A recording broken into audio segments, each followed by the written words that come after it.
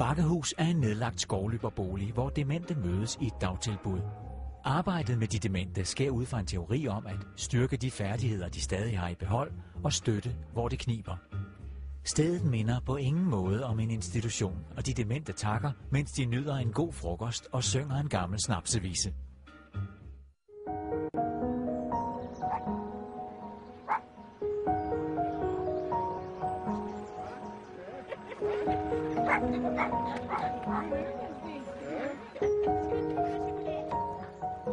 Syv tilsyneladende helt almindelige mennesker ankommer til en nedlagt skovløberbolig, der ligger i udkanten af Gribskov i Nordsjælland. Alice, jeg sætter det ind på bordet. Ja, tak. Jeg sparer på gulvet. Huset hedder Bakkehus og er rammen om et dagcenter for mennesker med demens.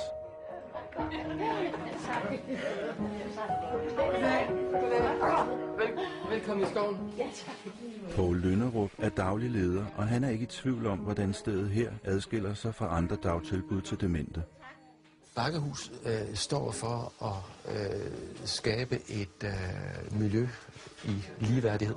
Det er det, der mange gange halter i andre tilbud, at man ikke formår at møde de demensramte borgere på lige fod. Det har du prøvet før.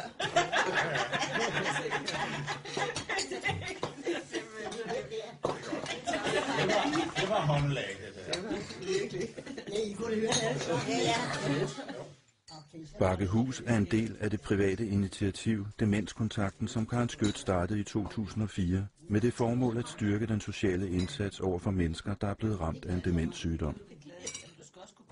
Altså det, vi har lagt os rigtig meget på sinde, det er at lave et tilbud, der smager så lidt af institution som overhovedet muligt.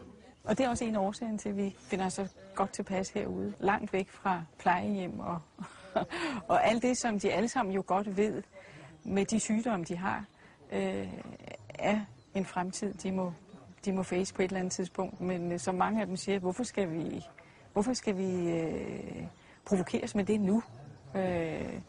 Hvorfor ikke fokusere på det, som vi sagtens kan, og som vi sagtens kan værdsætte og nyde nu? Du lille fyr, som for mig står, nu skal du ud at vandre. Nu skal du ned, du ved det skid, og blandes med de andre. Skål! Der kommer 6 eller 7 borgere om dagen, og de kender hinanden. De knytter venskaber, og vi har så det privilegie, at vi lærer også dem rigtig godt at kende. Jeg vil også sige, at det var en af mit livs monumentale fejltagelser. Nå, og hvor sødt. Det var min kone, der havde siddet og renset en stor skål hyggen der, ikke? Og det var lidt af et arbejde, ikke? Ja, bestemt.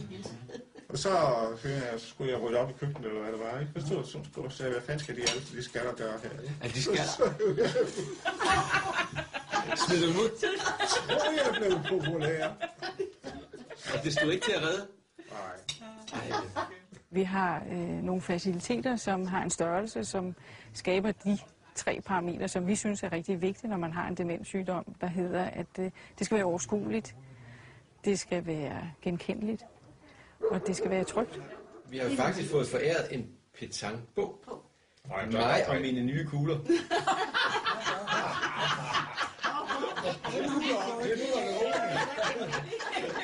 Skal du have bordet?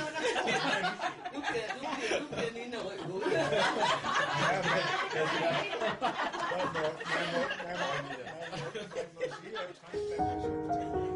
Hvad skal jeg op i toppen? Vi sad langt. Nå. Han kommer der. Kan han ikke? Op på to. Ja, for pas på fingrene, du. Du har lige...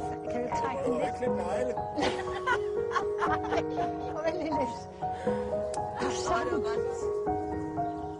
Nina er 72 år. Det var et stort chok, da hun fik stillet Alzheimer-diagnosen, så dagene sammen med de andre demente i Bakkehus er vigtig for hende. Det betyder utrolig meget. Det gør, at jeg ligesom er glad også, når jeg ikke er her, ikke? Fordi den sygdom, jeg har, den er hård til, altså det er noget dumt noget. Men det giver mig ligesom mod Og det tager jeg altså med hjem, ikke? Så det betyder meget. Skal det være tæt? Bare sådan her? Ja, ja. Nå.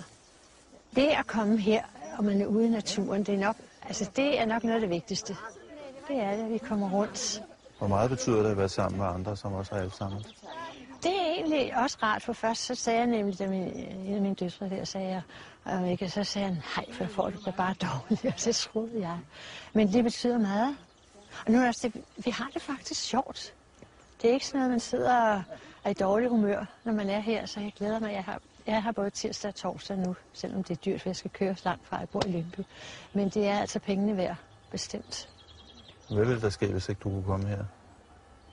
Så vil jeg nok blive trist igen, tror jeg. Vi kan da godt tage dagens høst, da. Skal vi det? Tag et par friske tomater til frokost. Ja. Ja, Bakkehuset. Det er jo et fantastisk tilbud.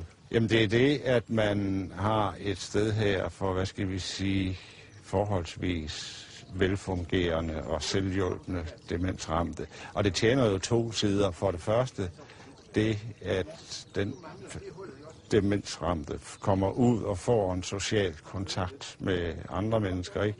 Men man skal jo heller ikke kimse af, at de pårørende, som jo er meget hårdt, kan være meget hårdt ramt, at de også får den aflastning.